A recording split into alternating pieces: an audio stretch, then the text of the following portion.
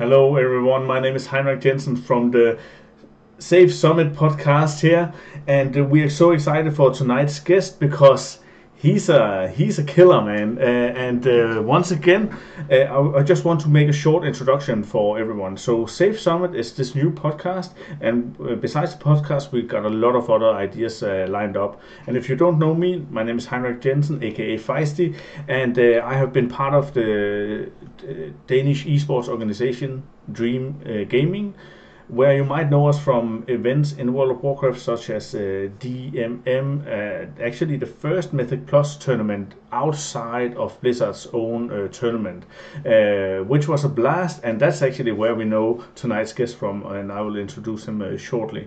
Besides the podcast, we have plans on doing a lot of good stuff, especially like online community, and I will tell more about that later.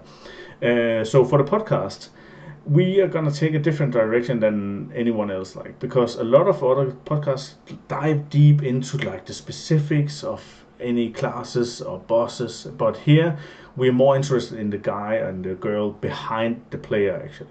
So we want to know where they're from, how they grew up, like how their choices in general just actually made them who they are today. But we're also gonna talk a bit. Since it's called Safe Summit, we're gonna talk about like what is their safe place. Like for me personally, gaming has always been my safe place. When I was in the army, at the police, also now at work, gaming is just my safe place, and I'm just so relaxed. And everyone got their own safe place. Like people got Lego or puzzles or walking or whatever, but yeah, for me it's gaming, and yeah, I'm actually excited to hear these pro esports players. Are gaming still their safe place? But we'll find out shortly. But yeah, tonight I'm happy to introduce our guest Faithy from Method, and here he is. Hello, Faithy. How are you feeling? Hello, Heinrich. I'm doing great. So nice to be here.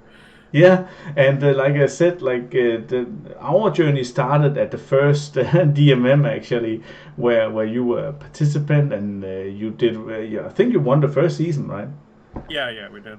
Yeah, and you were a strong player, and then you came back for season two. We had a blast, and from there, I don't know what happened, but if you thought, okay, I can actually do this, or what happened, because now you're in method, and a lot have actually happened. But before we go into that, please give me a short introduction on who you are and what you actually do. So my name is Stefan. My alias in game is Faithy, and I play for the World of Warcraft guild Method, where I play DPS.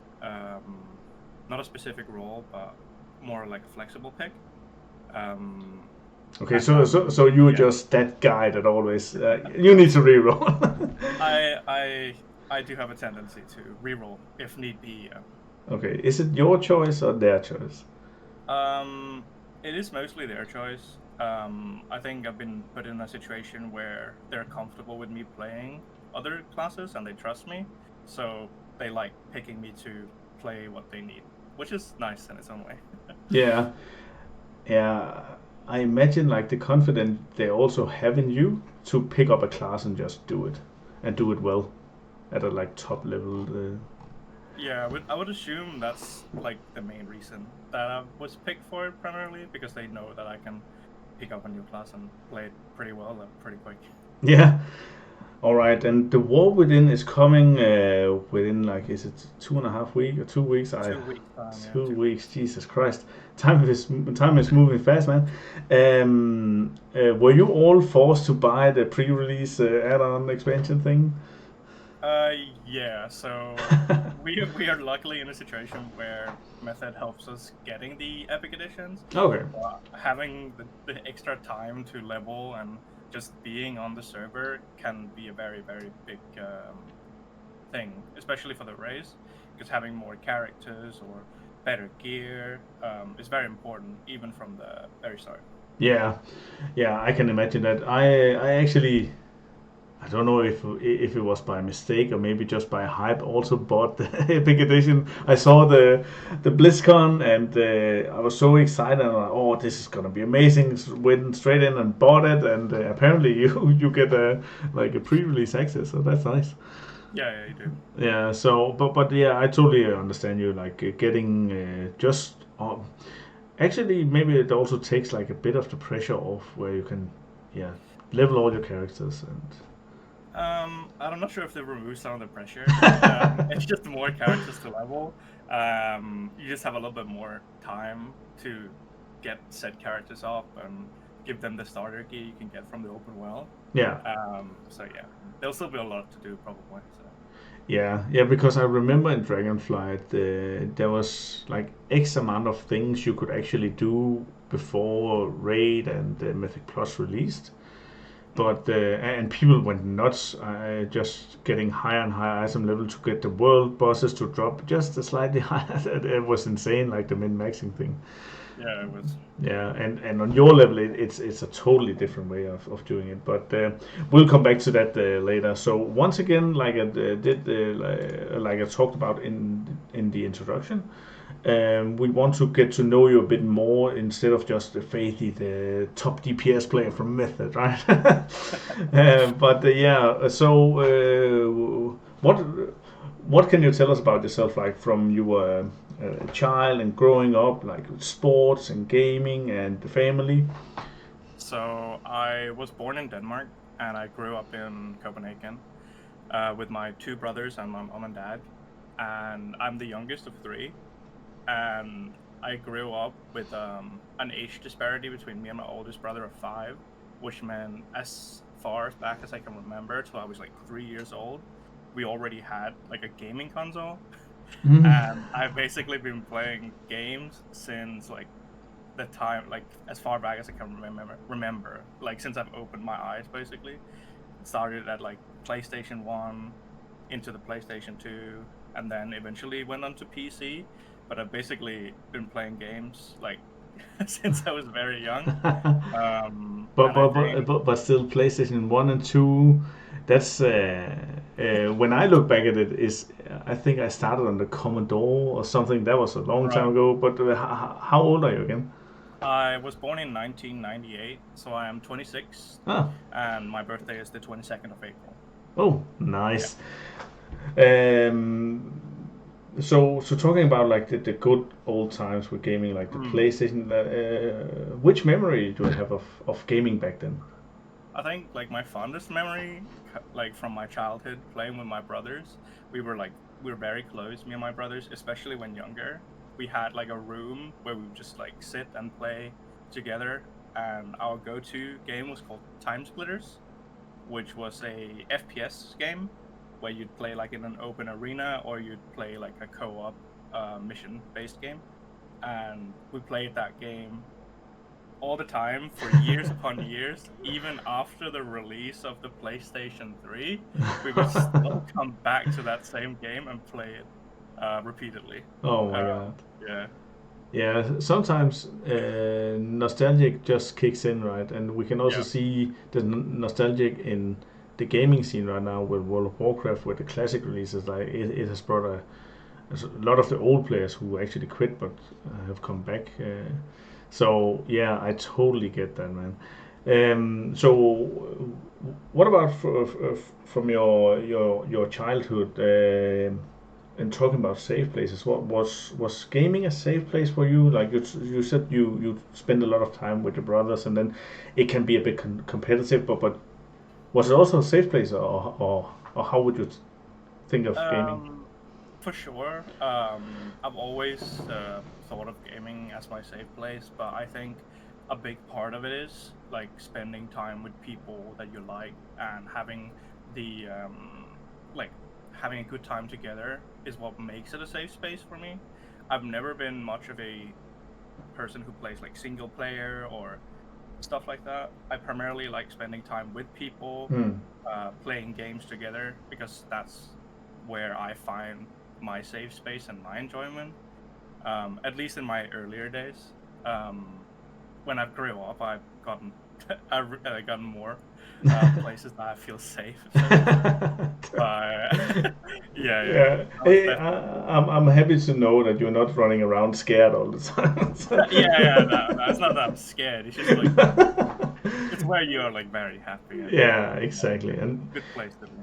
yeah, because I still remember like the reason why I started Dream back in the day was also because of gaming, and I had a rough experience in life, and when I got like the place I actually felt like most relaxed in that period, even though I had a girlfriend and everything else, it was gaming. When I put on the headset and just close out all the voices, and I remember it was actually in Warlords back then, and I I I, I just still know that feeling of just relaxing, but you also need people around you who knows what that means to you. Um, so talking about like your safe list now and also your gaming career, how is the support from girlfriend or family as well? So my family are very supportive of what I do, and it's really nice not having to worry about how they'd be like react to playing video games the amount that you have to. Mm. My girlfriend is also very supportive, uh, so it's a very nice thing. They just let me like do what they know that I like, and it's really nice, and I Yeah, really appreciate what they do for me. yeah. Oh, that's good. Yeah, because the support is very important. So Mm. I totally get that. So what about school and sports? How was that growing up? Um, so school was always a bit of a weird one. In my latest days, I figured out why I had a hard time in school, but it was fine. I liked the dynamics of friends you had in school, and I was luckily a person who's very good at making friends, so that was never an issue. Outside of that, I did a lot of sports. I swam professionally. Well, semi-professionally. I was too young. I didn't earn money from it. Um, for a lot of years until it became too much. At the age of I think I was 13, they wanted me to go up and swim 7 days a week, so every day, and I was had just become a teenager. It's like I'd rather spend time with my friends, so I quit swimming Yeah. and I started playing football, which is very common in Denmark, and I played with my entire class basically in the same club. Oh, okay. So that was really good, and I did that until I was like 16. Yeah. Can you relate the team spirit feeling from the football back in the day to being part of a raiding guild? Maybe not, For maybe not method, but before because. Yeah, so I've always been very competitive. Like I'm very competitive. I really like having, like a goal to go for and improving and all that. And I think being like playing football is very much a team sport. You gotta grow together. You gotta talk with each other. And I think there's definitely some a semblance to that being equivalent to like a WoW environment, like a guild rating environment, Yeah. just in a different scale, right? Yeah. Yeah, I heard someone talking about this fake loyalty we got in gaming actually when people join new guilds where they actually don't know anyone but they still feel loyal to them. So I think it has like some passive power over you, but I think it takes a while to actually feel the same brotherhood, if you can say it like that, Right. as you actually have on a football team or in the army or whatever, right? But how is the feeling now when you're on such a structured team as Method? So I've been in Method for for some years now, and actually talking about like the loyalty thing, it comes with time. It comes with growing with the people you play with, just like it would with any other profession. Um, it's about um, learning the people, like to know the people, learning to know who they are, respecting them, and just growing closer as colleagues, but also as friends. Mm. And I think with time, that's like loyalty comes. Obviously, just like a football club or any other place, it is it does happen that people change opinions or would rather try something new, and you want to go to either a different guild or try something else. But there's definitely like yeah, how do you say, like, loyalty definitely for me has grown with the guild and the people that I play with, because they're a lot more friends than colleagues to me at this point. Yeah. Yeah, I think you're totally right regarding it. Again, it takes time, and also Method, when they rebranded, was in a tough situation where how loyal are people actually gonna be? But Right.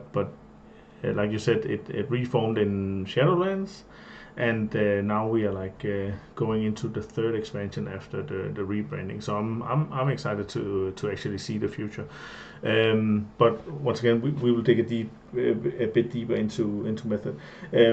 You said something interesting just before. You said, and this is not a psychology class or anything, and I don't want you to like open up like totally, but I just heard that you said that school was like a weird time for you because something you found out now, and what I know is that actually a lot of people in our age, I'm saying even though I'm 15 years older than you, but yeah, our age, it seems like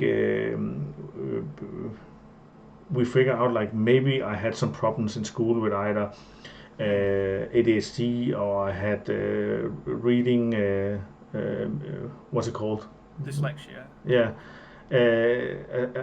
A lot of these stuff where you actually thought, oh, I'm just dumb or something, but it's not that.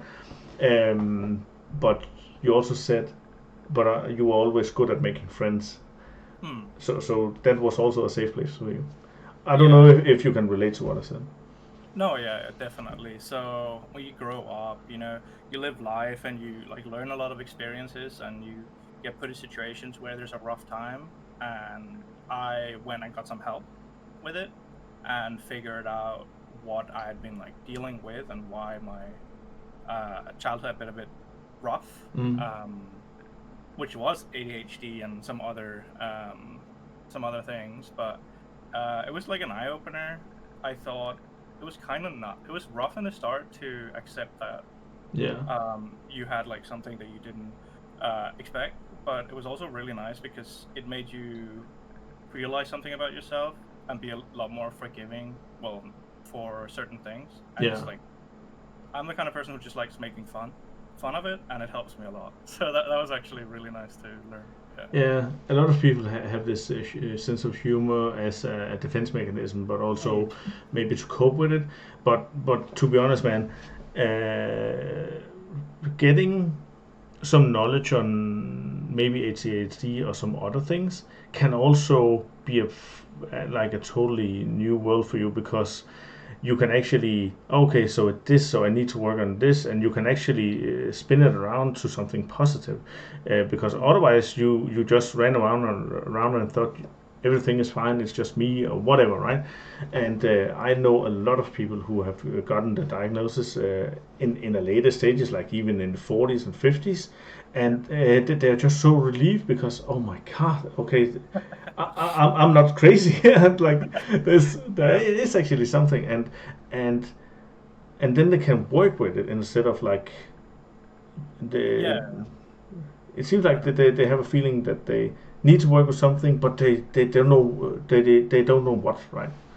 Right. Yeah. It's you just walk around and you think you're like an anomaly. It's like, why am I like this?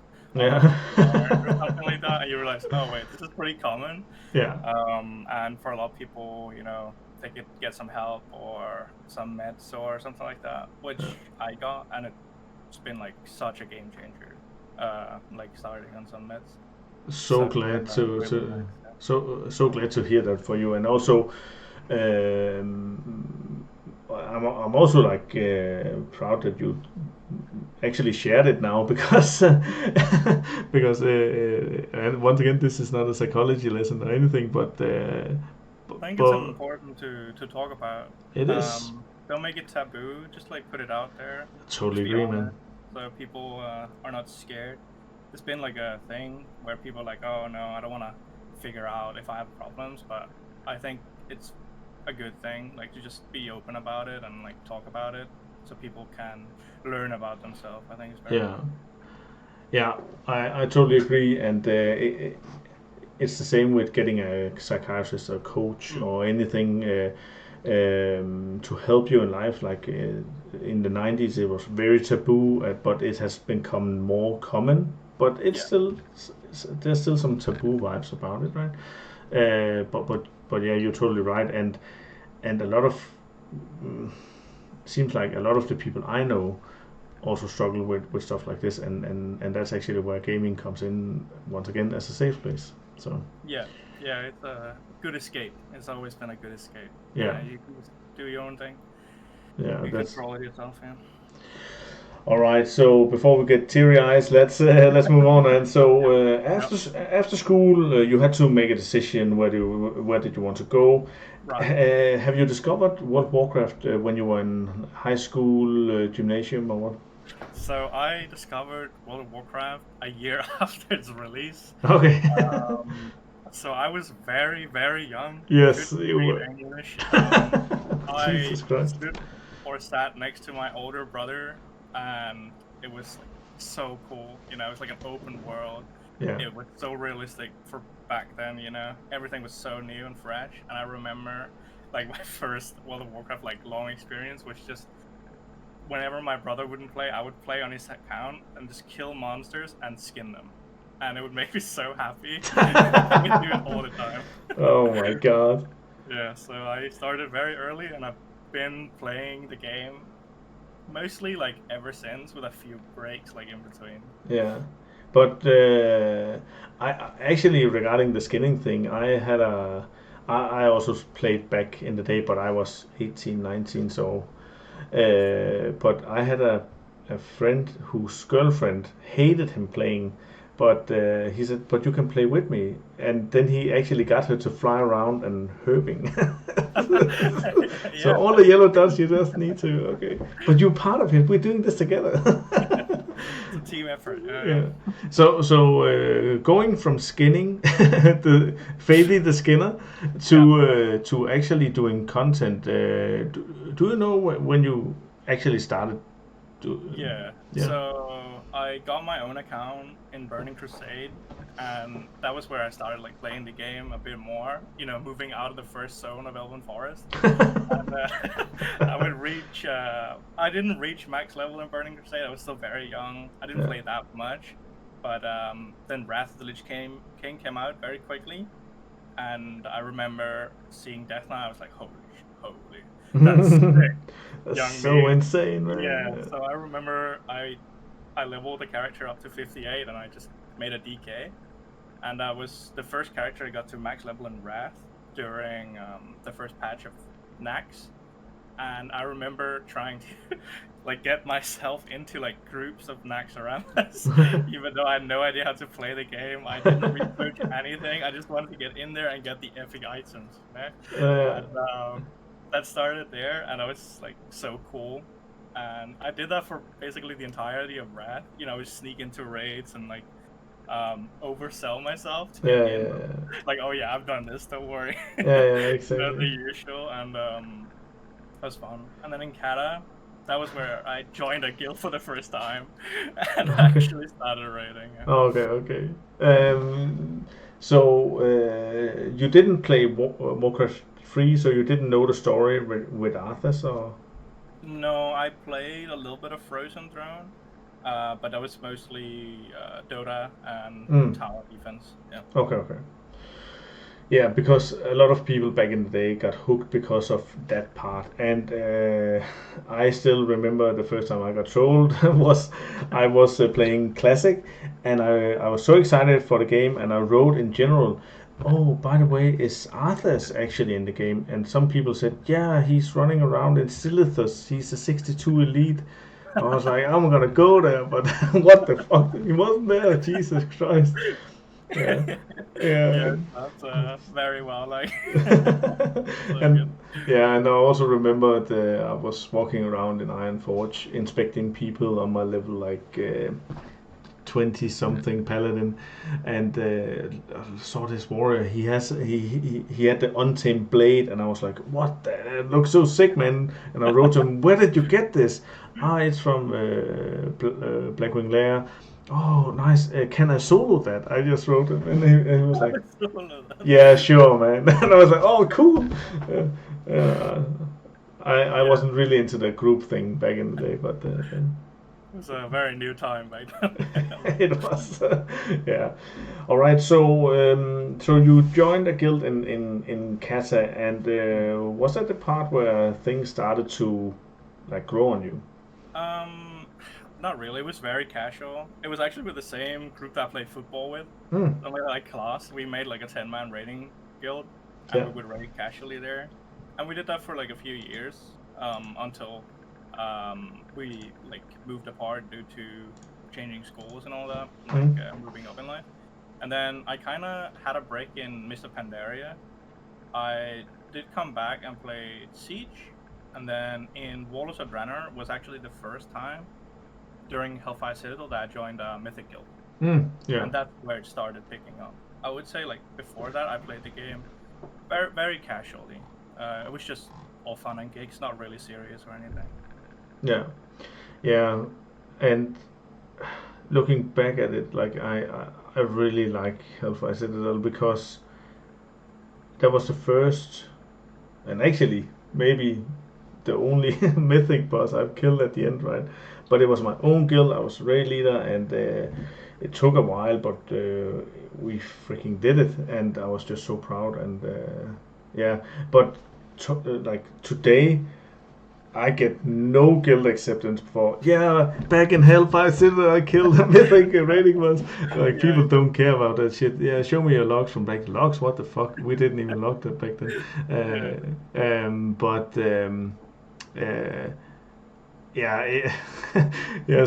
So I don't really, I don't think I can ride that horse anymore. Like probably Asmongold still talking about like when he was a big guy, but don't do shit anymore.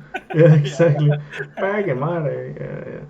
All right. So Hellfire Citadel, you started mythic raiding, and could you feel a shift in gears here? For sure. It was definitely shifting gear compared to, you jump from only really being on a heroic raider into like stepping into the hardest difficulty. There was definitely a jump, but it was fun. I really, like as mentioned, I really liked the difficulty, like a very competitive, and it just made me like, oh, so this is how you do it. Like, it was a different environment where heroic is mostly just go in, press your buttons, and there's not that much to it. Where Mythic, you add a lot of overlapping mechanics and how you deal with this, and you actually have to play your class a lot better and do the damage for the boss to die. And it was really fun having that mindset change. So that was a new guild. That wasn't with the football players now.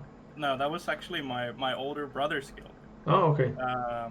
That I got to join, and it was very much like he was the guild leader, guild master even of that guild, and it was like a top 100, 200 guild, I believe, at the time. Oh, really? Nice. Yeah, it was a pretty big step from never having to do it. But he also said, I am not even gonna look at like how you perform. Like the other officers are gonna judge you. Okay. They wanted to make it fair, right? And luckily I played well enough to join. And I was there for a lot of years until disbanded in BFA. Okay. Yeah. Oh, okay. So they actually stuck together for a while. A long time, yeah. They started all the way back in March, I believe. So they played for a long time. And did they keep continuing clearing everything on Mythic? Or? Yeah, they continued. They even got up to almost like top 100 in Legion, and then in BFA, it sadly disbanded on Jaina due to recruitment problems. Yeah. I actually, when I look back at it, it seems like a semi-dry period back then. Actually, what about your classes back then? Were you also the jumper as you are now, or? So if we go all the way back, as I mentioned, I played DK, and then in Kata I would play Paladin, and I would actually play Paladin all the way through mob and into the end of mod. Also And as then DPS or? DPS and tank. I did Okay. play a little bit of healer in Siege of Warhammer because it was very easy. And it was easy to join, right? And then when I wanted to join my brother's guild and play Mythic, he was like, "We don't need a paladin." I was like, "Can I play hunter?" I was like, "No, we don't need a hunter. You have to play warrior." It's like, "Oh, okay. I've never played it, but I'll just pick it up." And yeah, I started playing warrior since then.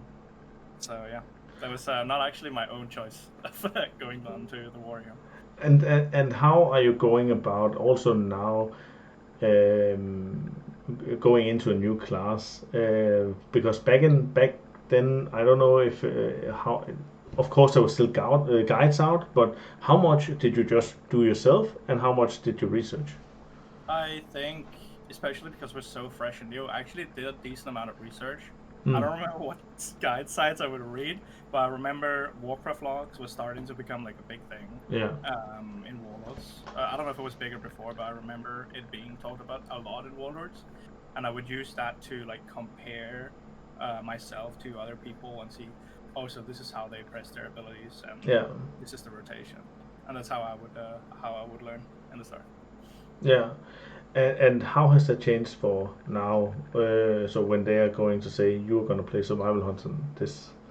Right. I think nowadays, I'm in a situation where I luckily have contacts with a lot of really, really good players, and I would like write to them first, like, hey, got a second or got like an hour to just sit down. We do like a short boot camp, and they would just like drill me with information for a bit, and then I would just play, and I would watch other people play set classes, and I can very easily learn like by just watching, if that makes sense. Yeah. So if I see someone doing something, I can very easily replicate it, and I think that's probably why I'm pretty good at like just jumping in between classes nowadays. Yeah, just because of that and the competitiveness, and like, oh, this person is doing better than me, I must know why. And then I'll spend every ounce of the day just to get to the same level, if not higher. Yeah. And I think like I have some of the same mentality. Like I really want to know why are you doing more than me. But right now I'm playing a lot of Cataclysm. When Lich King was announced, we brought the old gang together and we played and we had fun.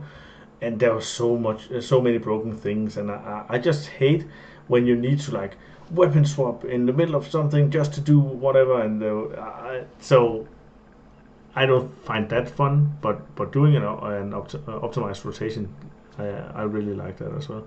Um, so in BFA, you disbanded at Jaina, and that was also when Dream Gaming was about to launch the first Yeah, uh, it was the first tier season. after. Yeah, the tier after, I believe. Yeah, yeah, because I was actually with Method down and casting Eternal Palace. And that was a very fun experience. I got to know a lot of the players, and then when Shadowlands was soon, everything happened with you guys. Um, but you started. Um, sorry, let me just refrain this. So when you quit in Mythic rating or the guild disbanded, Right. what did you do after that? So after the guild called Weeping Angel disbanded, me and my brother wanted to continue playing together.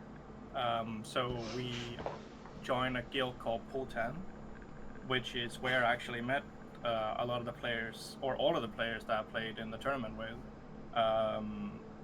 And that guild we stayed in until the Eternal, like towards the end of Eternal Palace, where that guild sadly also disbanded.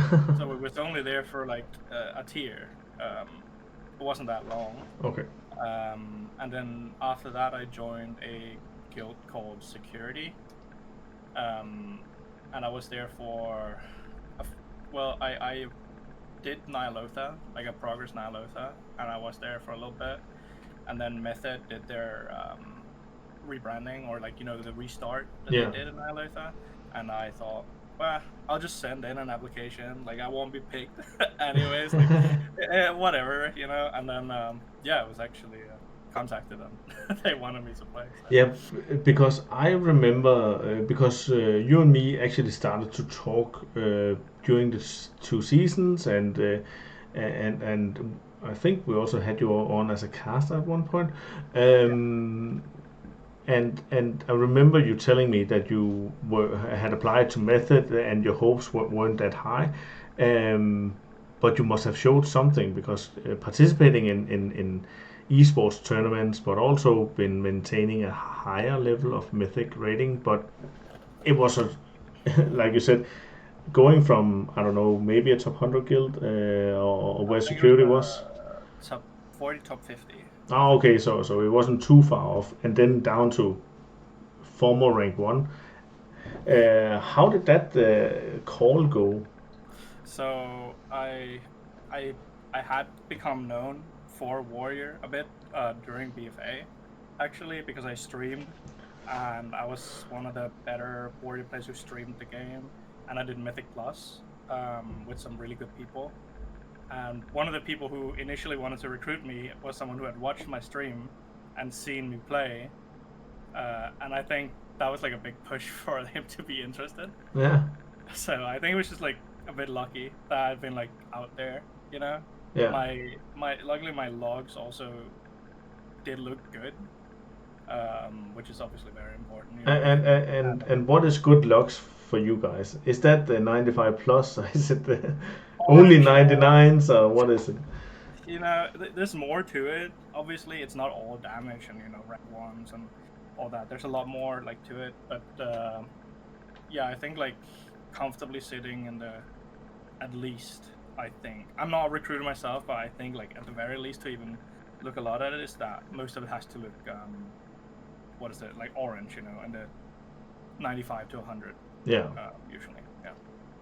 Yeah. All right. What about your experience in the 2 tournaments that we had, and I also think you maybe joined KS. MBI.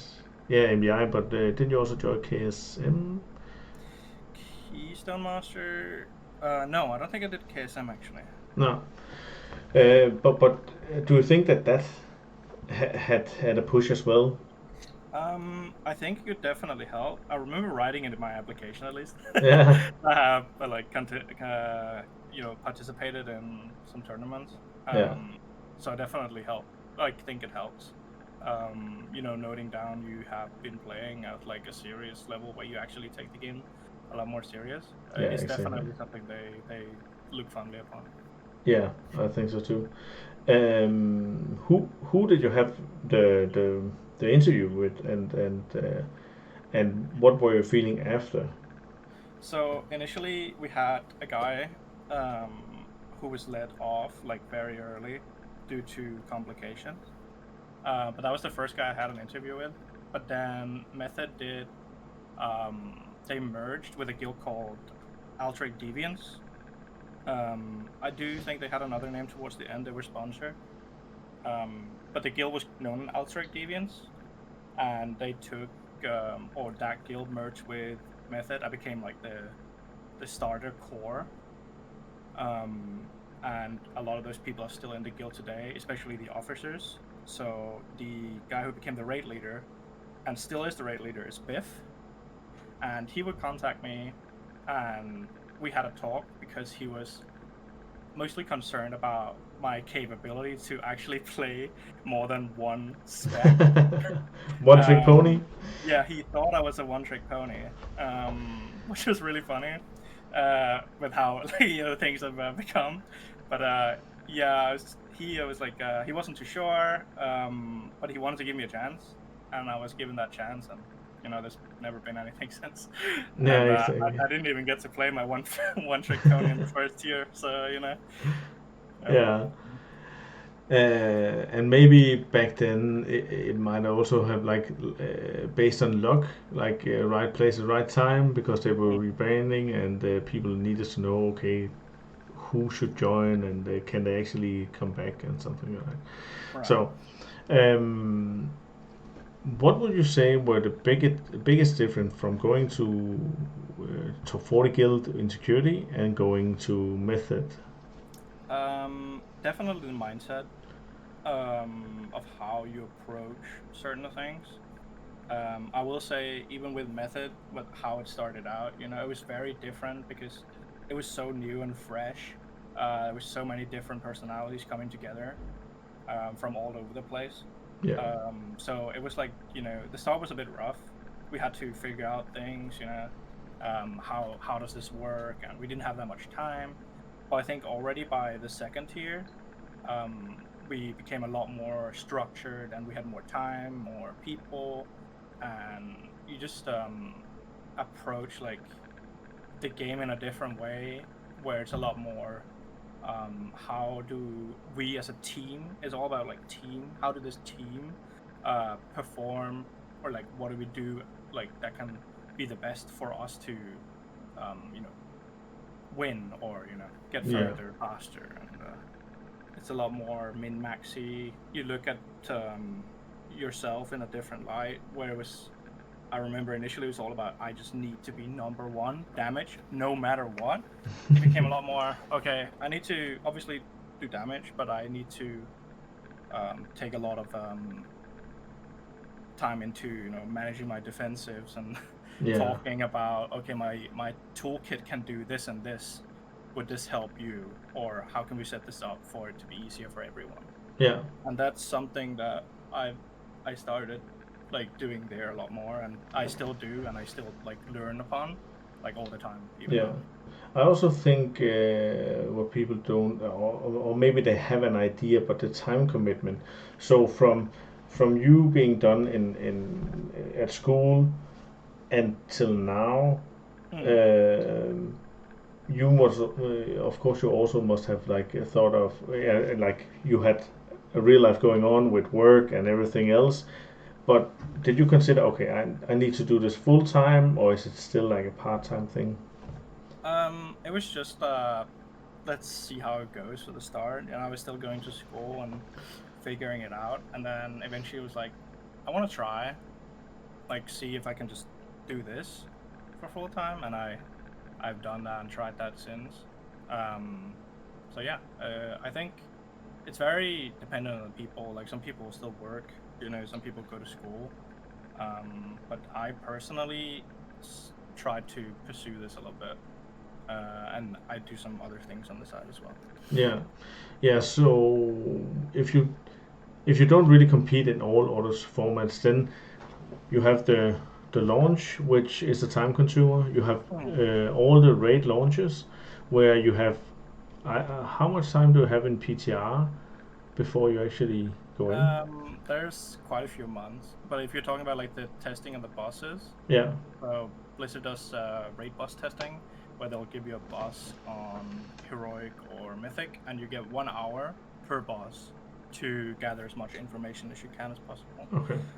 So it's basically, you have the dungeon journal, so you have like you know what the abilities the boss will do are, but you don't know how they will look. You don't know how the boss rooms will look.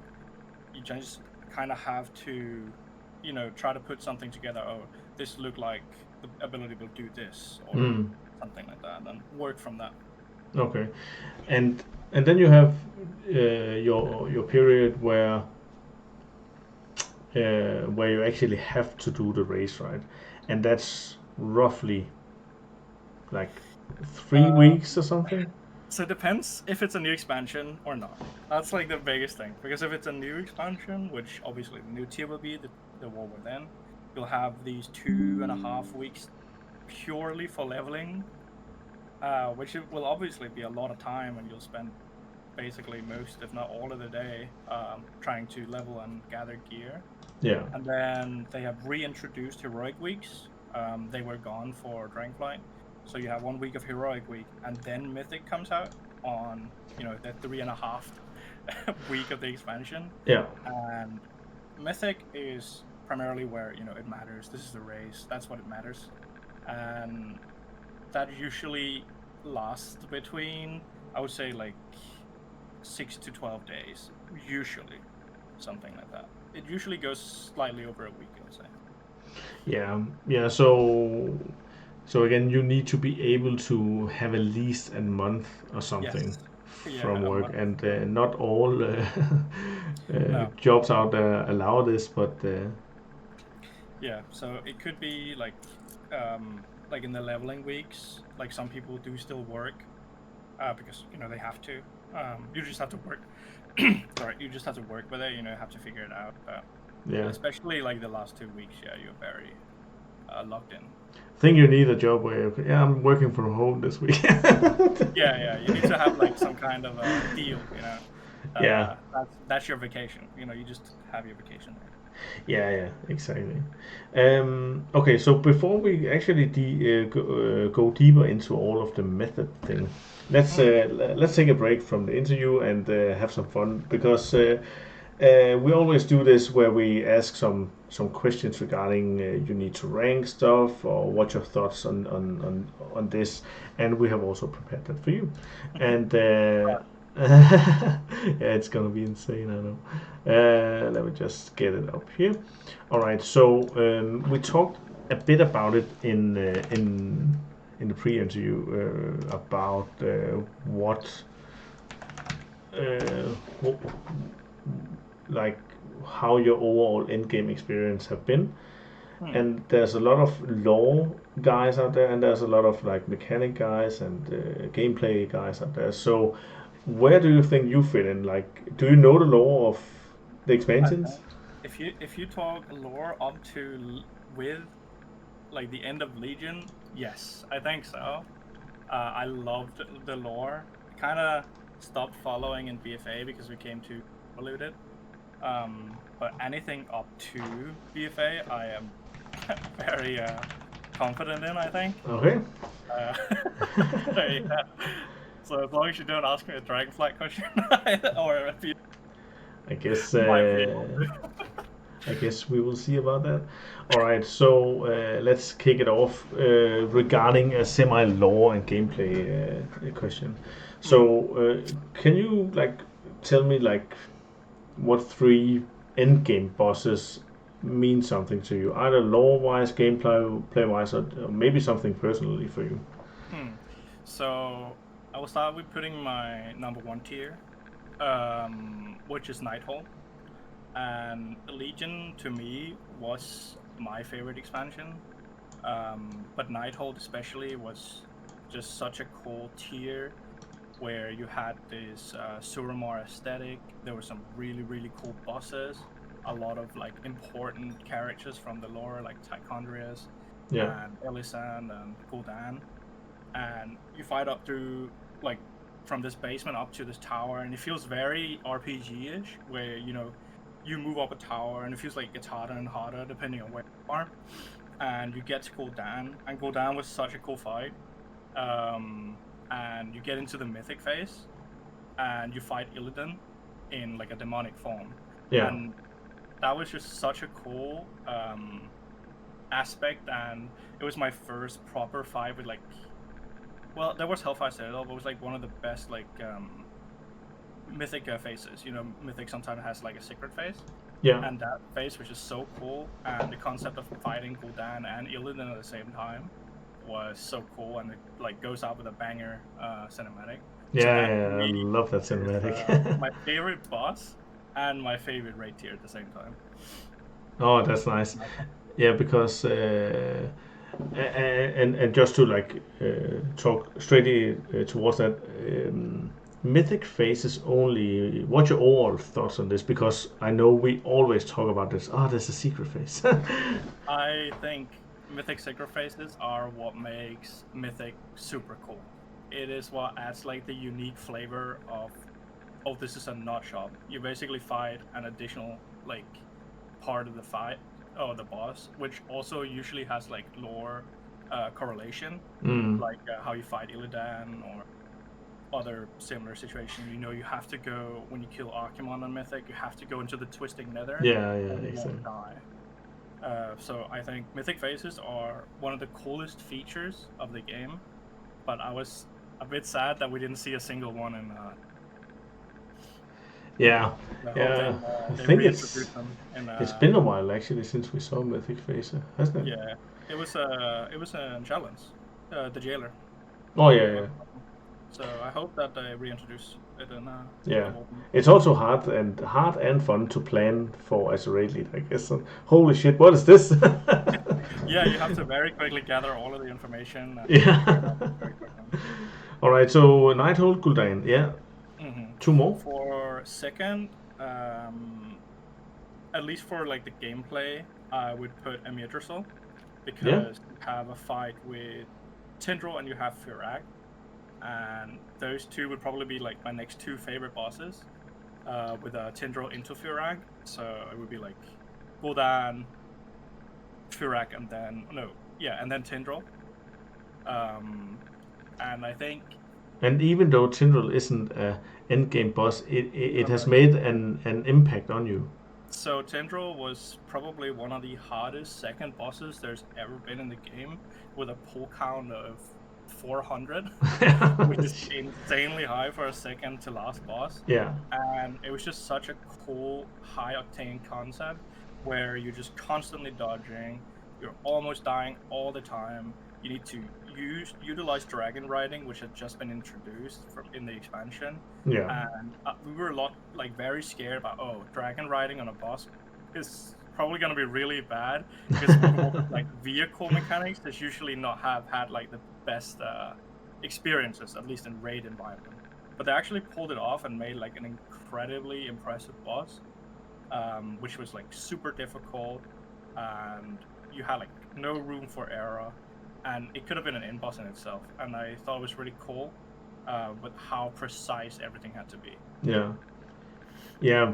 One of the things I have noticed in the later expansion is actually the precision of where you take damage and where you don't. Like, how big is this breath? Because when I'm playing Lich King or Classic, it's like, I don't know if I'm gonna get hit. Maybe I will, maybe I won't. It's just, Yeah. so. All right, yeah, and I had Matt Skills on the other day, and he actually also talked about both Tindral and Fyrakk, but in another manner. He actually also ranked Fyrakk as a top boss, but that was just because he was so happy it was done. Yeah, I think Fyrakk was a really good boss, but it had its quirks where your life is on the hand of other people. Yeah. You know, it's usually very much a fight where if one person makes a mistake, it's just over, which, isn't like uncommon, but it was kind of a boss where your movement would contradict other people's movements, and if said person moved in a wrong order, or how the system we made, like how you are supposed to move, Yeah. it could basically panic move the other player to like survive, Yeah. and then said person could wipe the raid. So it's very much like understand the rules of how you move with the mechanic, and then it was like very much like respect each other's movement, and just trust people, which was like what made it pretty hard, I think, because it hit very hard. The boss. Yeah. Did a lot of damage.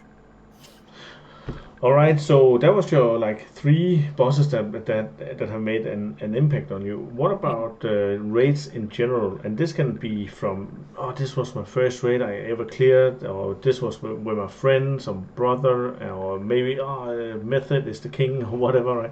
Right? Yeah, so I would start out again with 𝐼𝐻, because that is just so like good storytelling, a great time for me.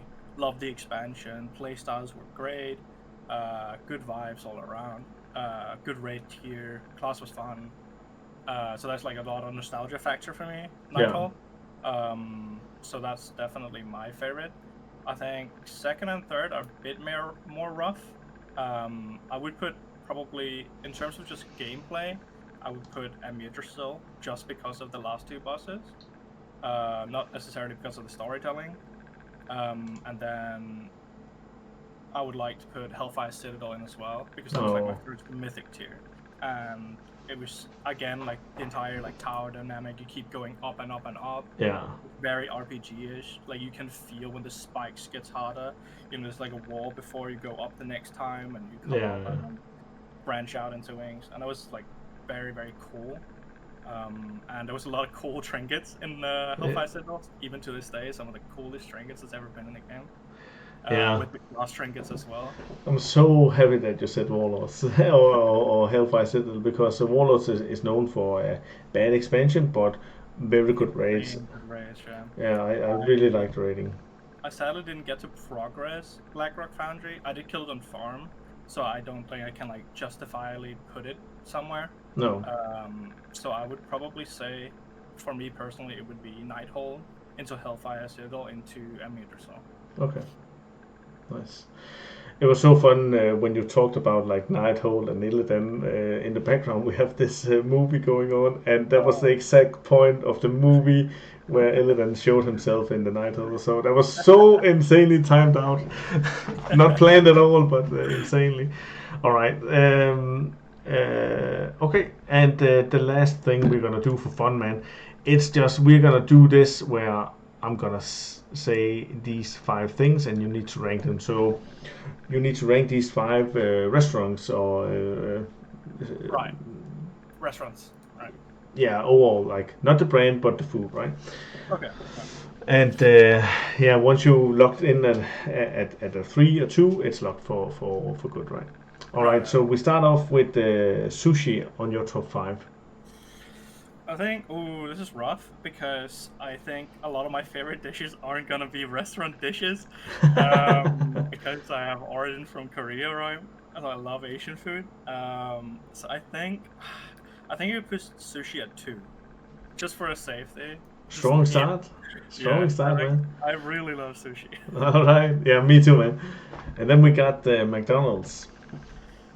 McDonald's is kind of like you just kind of want something gross. Yeah.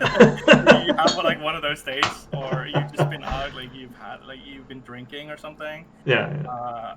It was like a drunk tier list. They would definitely be higher. But I think I would put McDonald's at 5. Yeah. Because it's very specific, like when I'd like to eat it. Yeah. And you always feel sick afterward, right? Yeah. I should have done that. Yeah. All right. Then we got a steakhouse.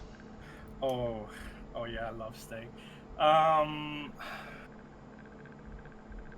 think I would put like a steakhouse at 3. Yeah. Yeah, I think I would put steakhouse at 3. It's a very good competitor with sushi, but obviously it can. And I'm not even sure which one I would take at number 2. Yeah. Then we got the 1 and 4 left. So next up is a vegetarian restaurant. So there's some really good like options in my opinion, but I am not the kind of person who like eats it a lot. But I'm not like for not eating it or anything. There's really good options out there, but I think I would put it at 4. Yeah.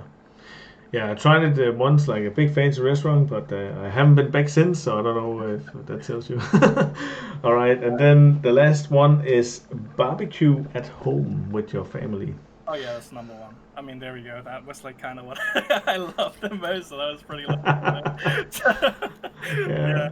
And to be honest, it can be bad food, but as long as you're just doing it in the garden or something, it's so... Barbecue is so flexible. You can make whatever you want on a grill, as long as you're creative enough. Exactly, man. Exactly. All right. Thanks for doing this. Okay, so spending the last time of the podcast, we want to talk a bit deeper in like the whole professional career you have had so far with Method, and where you think you're going forward. So you actually started talking about like Method needed to find themselves again after the rebranding, and you had to once again feel the loyalty and where you were going from here. So the first tier as Method, was that 𝐏𝐶𝐿 𝐿? Yeah, that was 𝐏𝐶𝐿 𝐿. Yeah.